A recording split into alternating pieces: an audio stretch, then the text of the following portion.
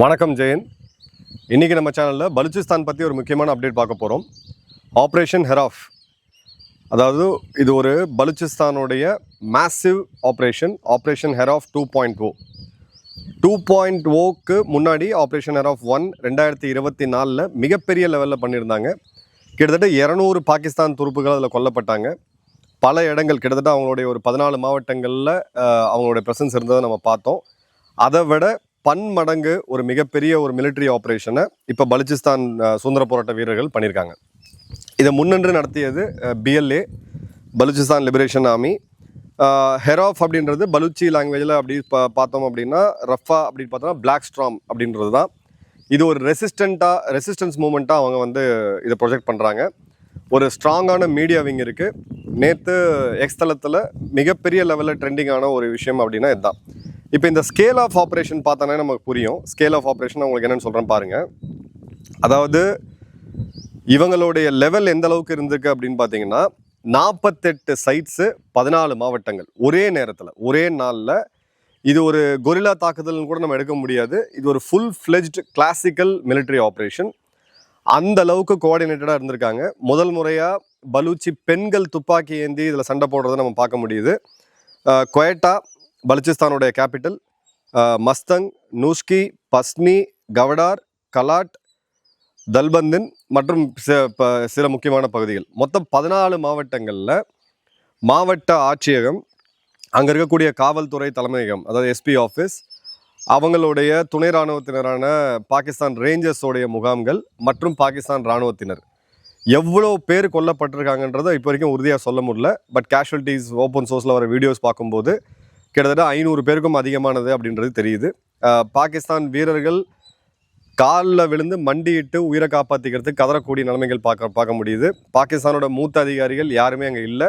Even ground level commanders, ground level லீடர்ஸாக இருக்கக்கூடிய major ரேங்கில் இருக்கக்கூடிய அதிகாரிகள் கூட யாருமே அங்கே பெரிய அளவுக்கு இல்லை. கம்ப்ளீட்டாக இந்த இடத்த அவங்க டேக் ஓவர் பண்ணியிருக்காங்க அப்படின்றது பார்க்க முடியுது. பட் இது அவங்களால ரீட்டைன் பண்ண முடியுமானா கண்டிப்பாக முடியாது. ஏன்னா பாகிஸ்தான் ராணுவம் 5 லட்சம் பேர் இருக்காங்க, வலிமையான ராணுவம் தான். பட் அவங்க இராணுவத்தை கம்ப்ளீட்டாக கொலாப்ஸ் பண்ணியிருக்காங்க. இனிமே அந்த இடத்துல போய் அவங்க இராணுவ முகாம்களில் அங்கே இருக்கக்கூடிய யாராவது நிம்மதியாக தூங்க முடியும்? அவங்க காவல்துறையினரோ இல்லை துணை இராணுவத்தினரோ இல்லை இராணுவத்தினரோ பார்த்தீங்க அப்படின்னா கண்டிப்பாக முடியாது. இப்போது கொஞ்சம் டீட்டெயில் அனாலிசிஸ் நம்ம பண்ணி பார்க்கும்போது BLAவோடைய ஸ்குவாட்ஸ் என்னென்ன யூனிட்ஸ் அங்கே போயிருக்காங்கன்னு பார்த்தீங்கன்னா, ஃபத்தே ஸ்குவாட், இது ஒரு அட்டாக் ஸ்குவாட். இது மஜித் பிரிகேட், இது ஒரு தற்கொலை படை பிரிவு. ஜிராப் இன்டெலிஜென்ஸ் விங் மற்றும் எஸ்டாஸ் தான். இப்போ இது ஒன்றுக்கும் தனித்தனியான ரோல் இருக்குது. இதை பற்றி நம்ம ஏற்கனவே நிறையா கவர் பண்ணியிருக்கோம். ஃபத்தே ஸ்குவாட் அப்படின்றது ஒரு மிலிட்ரி பேஸ்க்குள்ளே ஒரு ஃப்ளாஷியாக வேகமான ஒரு தாக்குதல் நடத்தி அந்த மிலிட்ரி பேஸ்க்குள்ளே புகுந்து அந்த மிலிட்ரி பேஸை கையகப்படுத்துறது. இதை அவங்க பண்ணியிருக்காங்க. அடுத்தது மஜித் பிரிகேட், தற்கொலை படை தாக்குதல். VBIEDஸ்ன்னு சொல்லக்கூடிய வெஹிக்கிள் பேஸ் IEDs, அதை பயன்படுத்தி பெரிய தாக்குதல் நடத்தியிருக்காங்க. அடுத்தது பார்த்திங்கன்னா ஜிராப் இன்டெலிஜென்ஸ் விங், துல்லியமாக அவங்களுடைய இன்டெலிஜென்ஸ் இங்கே இருந்திருக்கு அப்படின்றத பார்க்க முடியுது. அதன் பிறகு எஸ்டாஸ் அமைப்பு, இவங்களுடைய டாஸ்க் ஃபோர்ஸ், இதில் கிட்டத்தட்ட 3000க்கும் அதிகமான ஃபைட்டர்ஸ் இருந்திருக்காங்க. அதில் 500க்கும் அதிகமான பெண்கள் இருந்திருக்காங்க. ஸோ இனி இது ஒரு சாதாரண மூமெண்ட் அப்படின்னு நம்ம இனிமேல் பார்க்க முடியாது. 67லேருந்து 71 முக்தி பாகினி, கிழக்கு பாகிஸ்தான், அந்த வரலாறு அப்படியே பார்த்தீங்கன்னா அப்படியே சூப்பர் இம்போஸ் பண்ணோன்னா பர்ஃபெக்டாக ஃபிட் ஆகுது. அந்த அளவுக்கு ஒரு ஸ்ட்ராங்கான அட்டாக்கை இவங்க பண்ணியிருக்காங்க. இன்ஃபேக்ட் முக்தி பாகினியை விட மிகப்பெரிய லெவலில் இவங்க தாக்குதல் பண்ணியிருக்காங்க அப்படின்றத பார்க்குறோம். பலுச்சிஸ்தான் லிபரேஷன் ஆர்மி கிளைம் பண்ணது அப்படின்றது 84 பாகிஸ்தான் இராணுவ வீரர்கள் கொல்லப்பட்டிருக்காங்க, 18 பேர் உயிரோடு பிடிக்கப்பட்டிருக்காங்க, நூற்றுக்கணக்கான பாகிஸ்தான் வீரர்கள் காயம்பட்டிருக்காங்க. பாகிஸ்தான் இராணுவம் சொல்கிறது வழக்கம் போல் இன்ஃப்ளேட்டட் ஃபிகர் தான். 145 மிலிட்டன்ஸ் கொல்லப்பட்டிருக்காங்க, 17 பேர் தான் அவங்க சைட்லேருந்து கொல்லப்பட்டிருக்காங்க, 31 சிவிலியன்ஸ் கொல்லப்பட்டிருக்காங்கன்னு சொல்கிறாங்க. பட் இப்போது அதோட இன்ஃப்ராஸ்ட்ரக்சர் டேமேஜ்னு எடுத்தீங்க அப்படின்னா கவர்மெண்ட் பில்டிங்ஸு, கவர்மெண்ட் வாகனங்கள், மாவட்ட ஆட்சியகம், மாவட்ட காவல்துறை, இவங்களுடைய பாகிஸ்தான் ரேஞ்சர்ஸோடைய ஹெட் குவார்ட்டர்ஸு, அங்கே இருக்கக்கூடிய ரயில்வே லைன், அங்கே இருக்கக்கூடிய ஹைவே, அங்கே இருக்கக்கூடிய மைனிங் காரிடர். அதாவது இப்போ சீனர்கள் இப்போ போய் அங்கே மைனிங் பண்ணிகிட்டு இருக்காங்க. அங்கேருந்து கவடார் வரைக்கும் வரத்துக்கான அந்த சரக்கு போக்குவரத்து, அதாவது சைடிங், ரயில்வே சைடிங் நம்ம சொல்லுவோம், அது எல்லாமே ஒரே நேரத்தில் குறிப்பிட்டு தாக்கியிருக்காங்க. இந்த இடத்துல ஒரு செமி கன்வென்ஷனல் அசால்ட் அப்படின்னு பார்க்கலாம். அதை இது வந்து ஒரு கொரில்லா தாக்குதல் கிடையாது, கிட்டத்தட்ட ஒரு மினி யுத்தமாக தான் பார்க்குறோம். நாட்டுக்குள்ளேயே ஒரு மினி யுத்தம் நடந்தால் எப்படி நடக்குமோ அந்த மாதிரியான ஒரு இதில் நம்ம பார்க்குறோம். இப்போ இந்த இடத்துல நூஷ்கியில் இருக்கக்கூடிய CTD headquarters, counter terrorism டிபார்ட்மெண்ட்டோட ஹெட் குவார்ட்டர்ஸை கம்ப்ளீட்டாக கேப்சர் பண்ணியிருக்கிறாங்க. 84 பேர் அங்கே மட்டுமே கொல்லப்பட்டிருக்காங்க. பாகிஸ்தான் உளவுத்துறை, ஐஎஸ்ஐ சேர்ந்தவங்க, பாகிஸ்தானுடைய இந்த லஷ்கர் இ தொய்பா போன்ற அமைப்பு, அதாவது இவங்களுக்கு அடியாள வேலை செய்யக்கூடியவங்க எல்லாருமே அந்த நூஷ்கியில் இருக்கக்கூடிய அந்த சிடிடி தலைமையகத்தை இவங்க முற்றிலும் கையில் எடுக்கிறாங்க. அதுக்கான சிசிடிவி ஃபுட்டேஜஸ் எல்லாமே ஓப்பனில் போட்டிருக்காங்க. நம்மளுடைய நண்பர்களாக இருக்கக்கூடிய ஓசின்ட் சேனல், அவங்க டெலிகிராம் சேனலில் பார்த்தீங்கன்னா தெரியும், நம்மளோட டெலிகிராம் சேனல்லையுமே போட்டிருக்கோம். பட் நம்ம டெலிகிராம் சேனலில் கொஞ்சம் லிமிட் பண்ணியிருக்கோம். ஏன்னா பாகிஸ்தானில் நம்ம சேனலில் வந்து தடை செய்து வச்சுருக்காங்க. நிறைய ரிப்போர்ட் பண்ணுறதுனால அந்த இடத்துல நமக்கு சென்சிட்டிவ் வேணுன்றதுக்காக நம்ம கிளியர் கட்டாக அதை வந்து கொஞ்சம் அவாய்ட் பண்ணியிருக்கோம். அதே மாதிரி பார்த்தீங்க அப்படின்னா சோஷியல் மீடியாவில், குறிப்பாக டெலிகிராமில் அந்த வீடியோஸ் வந்து ரெக்கார்ட் பண்ணப்பட்டு, பாடி கேம்ஸ் வச்சு ரெக்கார்ட் பண்ணப்பட்டு லைவாக வருது. இது பார்த்திங்கன்னா ஒரு ப்ராபகண்டாவில் கண்டிப்பாக ஒரு சின்ன ஒரு மிலிட்டன்ட் ஆர்கனைசேஷன் நம்ம கண்டிப்பாக கற்றுக்கணும். அதை நம்மளுடைய ஆப்ரேஷன்ஸ் இந்த இங்கேயும் கவர் பண்ணிங்க அப்படின்னா நம்மளுடைய வீடியோஸ் எல்லாமே பொதுமக்கள் எடுத்து போட்ட வீடியோஸ் இந்த மாதிரி தான் வந்துச்சே தவிர பாதுகாப்புத்துறை அமைச்சகம் இராணுவத்திலேருந்து ஸ்டார்டிங்கில் அந்தளவுக்கான ஒரு நரேட்டிவ் வந்து வரலை. இவங்க கிளியர் கட்டாக நரேட்டிவில் வின் பண்ணுறாங்க அப்படின்றத பார்க்குறோம். அதே மாதிரி இவங்களுக்கு அலைட் குரூப்ஸாக இருக்கக்கூடிய யுனைடெட் பலுச்சிஸ்தான் ஆர்மி, யூபிஏ, அவங்களும் இது ரெண்டு ஒன்றுக்கு ஒன்று போட்டி குரூப்பு. பட் அவங்களுமே இந்த இடத்துல அவங்களுக்கு வந்து சப்போர்ட் பண்ணியிருக்காங்க அப்படின்றத பார்க்குறோம். கவடாரில் குறிப்பாக சைனாவுடைய ப்ராஜெக்ட்ஸை குறி வச்சு சிபெக் ப்ராஜெக்டை அவங்க மிகப்பெரிய லெவலில் தாக்கியிருக்காங்க. சைனீஸ் இன்வால்மெண்ட் அங்கே இருக்கவே கூடாதுன்றதுல இவங்களுடைய தாக்குதல் அப்படின்றது இருக்குது. அதே மாதிரி பார்த்தீங்க அப்படின்னா பாகிஸ்தானும் பதில் தாக்குதல் நடத்தினாங்க. சொந்த நாட்டு மேலேயே விமானப்படையை பயன்படுத்துறது, ஹெலிகாப்டர் கன்ஷிப்பை பயன்படுத்துறது போன்றதெல்லாம் பண்ணால் கூட இந்த இராணுவத்துக்கு ஒரு மிலிட்டன்ட் ஆர்கனைசேஷனை எப்படி கண்ட்ரோல் பண்ணணுன்ற இந்த அடிப்படை அறிவோ இல்லை அந்த அடிப்படை தகுதியோ இவங்களுக்கு இல்லை அப்படின்றத மீண்டும் இதை வந்து கிளியர் கட்டாக நிரூபிச்சிருக்கு இந்த ஆப்ரேஷன் அப்படின்றது. ஏரோஃபில் இப்போ இன்னும் முக்கியமாக நம்ம பார்க்க வேண்டியது அப்படின்னு பார்த்தீங்கன்னா அவங்க பயன்படுத்திய ஆயுதங்கள் AK-47 ஆரம்பித்து M5 கார்பைன்ஸ், அதாவது அமெரிக்க ரக துப்பாக்கிகள், இது எல்லாமே லைட் மிஷின் கன்ஸில். அதே மாதிரி பார்த்தீங்க அப்படின்னா வெஹிக்கிள் பேஸ்ட் IEDs, அதில் பெரிய எக்ஸ்பர்ட்ஸாக இருக்கிறாங்க அவங்க.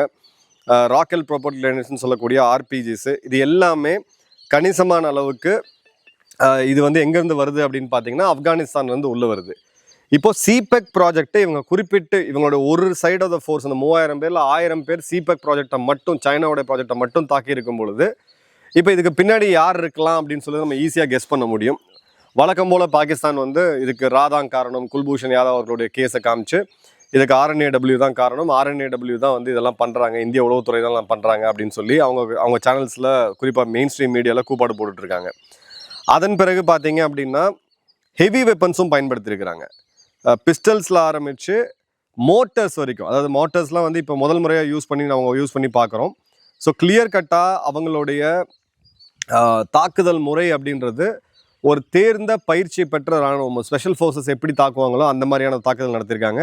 அதே மாதிரி BLOவுடைய எலைட் அந்த மஜித் பிரிகேட் அப்படின்னு இருக்கிறது, அதே மாதிரி ஃபத்தாஸ் கோட் அப்படின்றது, இவங்களுடைய கம்யூனிகேஷன் எல்லாமே இவங்க ஒன்றுக்குள்ளே பேசிக்கிறது எல்லாமே என்கிரிப்டட் கம்யூனிகேஷன் இருந்திருக்கு. ஸோ இதுவுமே பூர்வத்தை உயர்த்துது. ஃபஸ்ட்டு அவங்க பயன்படுத்தக்கூடிய ஹை அண்ட் ஆயுதங்கள், செகண்ட் அவங்க பயன்படுத்திய லாங் ரேஞ்ச் வெப்பன்ஸ், இன்னும் ட்ரோன் பயன்படுத்தலாங்களான்னு தெரியல, அதுக்கு உண்டான டேட்டா ஒன்றும் வரல நம்மக்கிட்ட.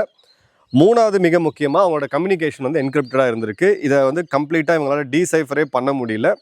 அதே மாதிரி பார்த்தீங்க அப்படின்னா சில இடங்களில் கண்காணிப்புக்காக, அதாவது இன்டெலிஜென்ஸ் சர்வேலன்ஸ் ரெக்கக்னிஷன் சொல்லக்கூடிய ISR மிஷனுக்காக இவங்க ட்ரோன்ஸையும் பயன்படுத்தியிருக்காங்க அப்படின்றத பார்க்க முடியுது. ஸோ இவங்களுக்கு ஃபண்டிங் வந்து இவங்க மீண்டும் மீண்டும் இந்தியாவை குற்றம் சாட்டிட்டு இருந்தாலும் இவங்களுக்கு ஃபண்டிங் அடிப்படையாக பார்த்தீங்கன்னா வெளியில் இருக்கக்கூடிய பலூச்சிகள் ஒரு 10 லட்சம் பேர்கிட்ட வெளியில் இருக்காங்க, கல்ஃபில் இருக்காங்க, ஐரோப்பாவில் இருக்காங்க, அமெரிக்காவில் இருக்காங்க. இவங்கெல்லாம் அந்த ஃபண்டிங் பண்ணுறதை நம்ம கிளியர் கட்டாக பார்க்க முடியுது. அதே மாதிரி பாகிஸ்தான் சொல்லக்கூடியது RNAW அவங்க சொல்லிட்டு இருக்காங்க. UBA இவங்களுடைய ஒரு காம்படிட்டிவ் குரூப், ரைவல் குரூப்பு, அவங்களுமே இந்த இடத்துல இவங்களை சப்போர்ட் பண்ணியிருக்காங்கன்றதை பார்க்குறோம். ஸோ பாகிஸ்தான் BLAவை ஒரு எப்படி சொல்கிறது, உங்களுக்கு பயங்கரவாத அமைப்பாக இவங்க தடை செய்திருக்காங்க. அமெரிக்கா அதன் பிறகு தடை செய்தாங்க. அதாவது LETயை தடை செய்யும் போது அமெரிக்கா இதையும் தடை செய்தாங்க. பட் அமெரிக்கா மற்றும் UK, அதாவது ஐரோப்பிய யூனியன் தடை செய்தது ரெண்டுமே வெறும் ஃபண்டிங்காக மட்டும்தான். நல்லா கவனிங்க, அவங்க தடைன்னு அப்போ சொன்னாலும் பாகிஸ்தானுக்கு ஆதரவாக அசீம் முனீருக்கு வந்து காக்கா பிடிச்சி ஏதோ பண்ணிட்டான்னு சொன்னால் கூட அடிப்படையாக அந்த தடை அப்படின்றது அவங்களுடைய ஃபண்டிங், அதாவது அமெரிக்காவிலேருந்து இந்த மிலிட்டன்ட் குரூப்ஸுக்கு நீங்கள் நிதி உதவி செய்யக்கூடாதுன்றது மட்டும்தான் தடையை தவிர அவங்களுக்கு ISIS மாதிரியான ஒரு ஃபுல் ஸ்கேல் தடை இப்பவும் வரல. ஸோ பாகிஸ்தானில் இருக்கக்கூடிய சீபக் காரிடரை இவங்க குறிப்பிட்டு தாக்குறாங்க அப்படின்னா அந்த இடத்துல என்ன மெசேஜ் இருக்குன்றது நமக்கு கிளியர் கட்டாக புரியுது. அதே மாதிரி இவங்களுக்கு பின்னாடி ஆயுதங்கள் யார் வழங்குறாங்கன்றதுமே வந்து இப்போ நம்ம கிளியர் கட்டாக ஓரளவுக்கு நம்மளால் அசர்டன் பண்ண முடியும். அடுத்தது பார்த்தீங்க அப்படின்னா அங்கே இருக்கக்கூடிய அடிப்படை பிரச்சனைகள் 53% பாகிஸ்தானுடைய நிலப்பரப்பு அப்படின்றது பலுச்சிஸ்தான் தான். கிட்டத்தட்ட 80% பாகிஸ்தானோட இயற்கை வளங்கள் அப்படின்றது பலுச்சிஸ்தானில் தான் இருக்குது. ஆனால் அந்த இடத்துல ஒரே ஒரு பேராமீட்டர் மட்டும், சோஷியல் பேராமீட்டர் மட்டும் உங்களுக்கு சொல்கிறேன். அங்கே இருக்கக்கூடிய கல்வி, அதாவது கல்வி அறிவுன்னு நம்ம சொல்லுவோம், இல்லை படிப்பறிவுன்னு நம்ம சொல்லுவோம், லிட்ரஸி ரேட்டுன்னு நம்ம சொல்லுவோம். அது பார்த்தீங்கன்னா வெறும் 32% தான். குடிநீர் கூட, அடிப்படையாக மனிதனுக்கு தேவையான உணவு, உடுக்க உடை கூட இல்லாத இடம். இதை நசுக்கி இந்த மக்கள் இப்போ வெறுத்து போய் அவங்க பெண்கள் துப்பாக்கி ஏந்து ஒரு 3000 பேர் சண்டை போட ஆரம்பிக்கிறாங்க அப்படின்ற போது நமக்கு கிளியர் கட்டாகவே தெரியுது இது பாகிஸ்தான் கையை மீறி போயிருக்கு அப்படின்ட்டு. அதே மாதிரி பார்த்தீங்க அப்படின்னா குறிப்பிட்டு பாகிஸ்தானோட ISIS சேர்ந்த, அதாவது குல்பூஷன் யாதவில் சம்மந்தப்பட்ட சில ISI அதிகாரிகள் அவங்களுமே இந்த இடத்துல கொல்லப்பட்டிருக்காங்க அப்படின்றத பார்க்குறோம். ஸோ இவங்களுடைய எண்ணெய் வளங்கள், இவங்களுடைய இயற்கை வளங்களை சுரண்டிட்டு இதை வந்து அங்கே இருக்கக்கூடிய பாகிஸ்தான் இருக்கக்கூடிய பஞ்சாபி எலைட்ஸ்க்கு மட்டும் அவங்க பயன்படுத்துகிறாங்க. அதாவது இவங்களை எந்த அளவுக்கு தேர்ட் ரேட்டடாக அவங்க ட்ரீட் பண்ணுறாங்க அப்படின்னு பார்த்தீங்கன்னா, பலுச்சிஸ்தானுடைய, அதாவது பாகிஸ்தான் இராணுவத்தில் பலூச் ரெஜிமெண்ட் அப்படின்ற ஒரு படைப்பிரிவு இருக்குது. அதில் பலுச்சிஸ்தானுடைய வீரர்கள் வந்து சேருவாங்க. அந்த படைப்பிரிவில் அவங்கள கூட நம்பாமல், இந்த இடத்துல வந்து அவங்க சொந்த நாட்டு மக்களையே நம்பாமல், அவங்க சொந்த இராணுவ வீரர்களை நம்பாமல், இங்கே இருக்கக்கூடிய பஞ்சாப் ஃபோர்ஸில் இருக்கக்கூடிய பஞ்சாப் ரெஜிமெண்ட்டில் இருக்கக்கூடியவங்க, சிந்து ரெஜிமெண்ட்டில் இருக்கக்கூடியவங்களையும் அனுப்பக்கூடிய நிலைமைக்கு தான் இன்றைக்கி அந்த பாகிஸ்தான் இராணுவமே இருக்குது. அவங்க பல இராணுவ வீரர்கள் அவங்க மக்களுக்கு எதிராக சண்டை போட இப்போ மறுக்கக்கூடிய அளவுக்கு அவங்க வந்து போயிட்டாங்க அப்படின்றத பார்ப்போம். அதே மாதிரி பார்த்தீங்கன்னா இது கிளியர் கட்டாக பாகிஸ்தானுடைய இன்டெலிஜென்ஸ் ஃபெயிலியராக காமிக்குது. ISI உலகத்திலே தலை சிறந்த அமைப்புன்னு இவங்க எல்லா இஷ்டத்துக்கு வாயாட்டு சொல்லுவாங்க. இவங்க இராணுவம் வந்து நம்பர் ஒன் ஃபாஜ்னு இல்லாத கதை சொல்லுவாங்க. 14 மாவட்டங்களில் 3000 பேர் உள்ளே வந்து அட்டாக் பண்ணுறாங்கன்னா அவங்களுடைய உளவுத்துறை என்ன பண்ணிட்டு இருந்தாங்க அப்படின்ற கேள்வி மிக மிக முக்கியமாக எழுது. அதே மாதிரி பார்த்தீங்க அப்படின்னா இவங்களுடைய ரெஸ்பான்ஸ், ஓகே, ஒரு ஆர்ம்டு குரூப், இன்சர்ஜென்சி குரூப் தாக்குதல் நடத்துகிறாங்க. உங்களுடைய ரெஸ்பான்ஸ் டைம் பார்த்தீங்கன்னா பல இடங்களில் 15 மணி நேரத்துக்கும் அதிகமாக இருக்குது. பாகிஸ்தானுடைய இராணுவம் இந்த இடத்துல எவ்வளோ தூரம் பயப்படுறாங்க அப்படின்றது கிளியர் கட்டாக தெரியுது. அதே மாதிரி பார்த்தீங்க அப்படின்னா அந்த பகுதியில் இருக்கக்கூடிய பேராமிலிட்டரி ஃபோர்ஸ், அதாவது ஃப்ரான்டியர் கோர் அப்படின்னு சொல்லக்கூடிய FC, அவங்க மேலே ஓவர் டிபெண்டன்சி. அந்த படைப்பிரிவில் இருக்கக்கூடிய வீரர்கள் அவங்க கிரவுண்ட் லெவலில் பண்ணாலும் அதிகாரிகள் பெரிய அளவுக்கு வரல. இப்போ அந்த இடத்துல இனிமே இப்போ இவங்க வந்து ஆப்ரேஷன் ஜர்பி அஸ்ப் அப்படின்னு சொல்லிட்டு ஒரு அரபிக் உருது பேரை வச்சு இவங்க ஆரம்பித்தாங்க. அதில் வந்து பார்த்தீங்கன்னா 2006 பலுச்சோட ஃப்ரீடம் மூமெண்ட்டோடைய தளபதியை வந்து கொண்டாங்க, அந்த ஃப்ரீடம் ஃபேஸை வந்து கொண்டாங்க. அவர் நினைவாக தான் இப்போ இந்த ஹெராஃப் அப்படின்றது இப்போ இவங்க நடத்தி முடிச்சிருக்காங்க.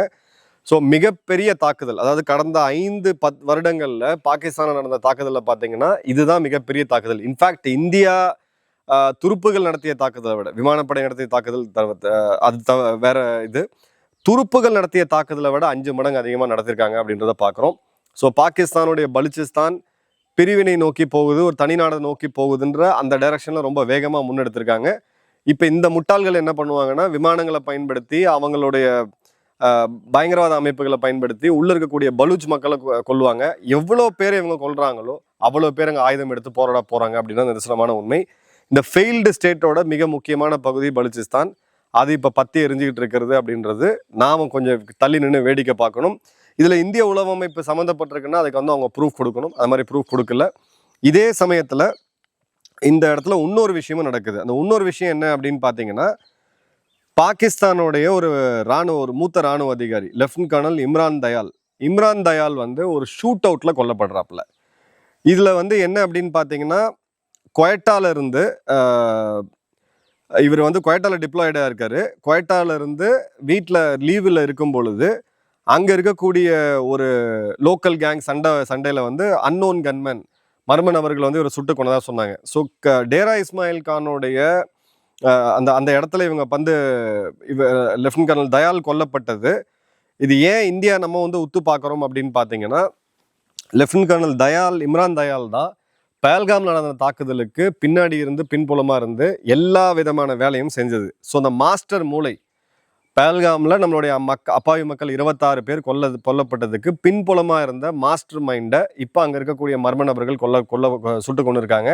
இதுலேயும் பலுச்சிஸ்தானுக்கு சம்மந்தம் இருக்குது அப்படின்ற தகவல் வருது. இல்லை காமெடி என்னன்னு பார்த்தீங்கன்னா, ஒரு சர்விங் ராணுவ அதிகாரி கொல்லப்பட்டதுக்கு பாகிஸ்தானுடைய ராணுவம் என்ன சொல்லுதுன்னா, கேங்வாரில் கிராஸ் ஃபயரில் கொண்டுட்டாங்க அப்படின்ட்டு. 2 பேர் குரூப் சண்டை போட்டுட்டு இருந்தாங்க. 2 பேர் குரூப் சண்டை போகிற இடத்துல ராணுவ அதிகாரிக்கு என்ன வேலை?